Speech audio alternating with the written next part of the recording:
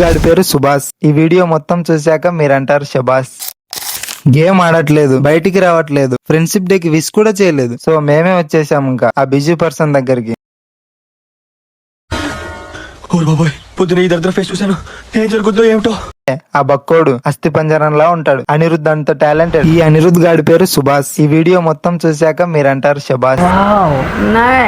మట్టి విగ్రహాలు చేయడం వీళ్ళ ఫ్యామిలీ ట్రెడిషన్. ప్రజెంట్ వినాయక చవితికి మట్టి విగ్రహాలు చేస్తున్నారు. ఎలా చేస్తారో చూద్దాం, అదే ఈ వీడియో పర్పస్.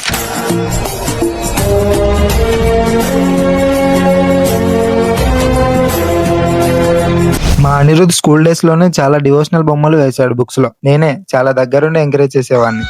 చాలా ప్యాషన్ తో నేర్చుకుంటాడు ఏదైనా.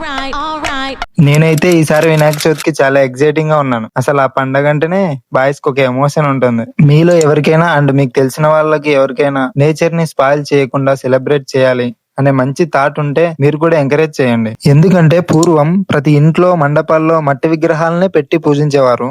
ఆ విగ్రహాలు పెట్టి పూజలు భజనలు చేసినప్పుడు ప్రకృతిలో నుంచి వచ్చిన మట్టితో తయారు చేసిన విగ్రహాలు కాబట్టి నిష్ఠతో పూజలు చేసినప్పుడు ఆ విగ్రహం ఆ ఎనర్జీని స్వీకరిస్తుంది. దాన్నే కాస్మిక్ ఎనర్జీ అని అంటారు. కానీ ఇప్పుడు ఎక్కడ చూసినా ప్లాస్టర్ ఆఫ్ ప్యారిస్ తో చేసి కెమికల్స్ యాడ్ చేసిన విగ్రహాలే కనిపిస్తున్నాయి. ఈ plaster of Paris non biodegradable item use చేయడం వల్ల ఎన్నో నదులు సముద్రాలు చాలా పొల్యూట్ అవుతున్నాయి. ఎంత చెప్పినా మనం వినము మారము. ఏమో కనీసం ఒక్కరైనా వీడియో చూసి మారినా మార్పు మొదలైనట్టే. అలాగే ఇదే వృత్తిని నమ్ముకున్న వీళ్ళకి బిజినెస్ అవుతుంది. వెళ్ళిపోండ్రా, మీ వల్ల ఏ ఉపయోగం లేదంటున్నా ఫ్రెండ్ కోసం ఉండిపోయాం. వెళ్ళి ఇంట్లో ఏదైనా పని చూసుకోపో. ఎందుకు? ఐ హోప్ అందరికి ఈ ఇయర్ కూడా వినాయక బ్లెస్సింగ్స్ తీసుకొస్తాడు. నేనేమంటానంటే ఈకో ఫ్రెండ్లీ ఐడల్స్ వాడండి, నేచర్ ని ప్రొటెక్ట్ చేయండి.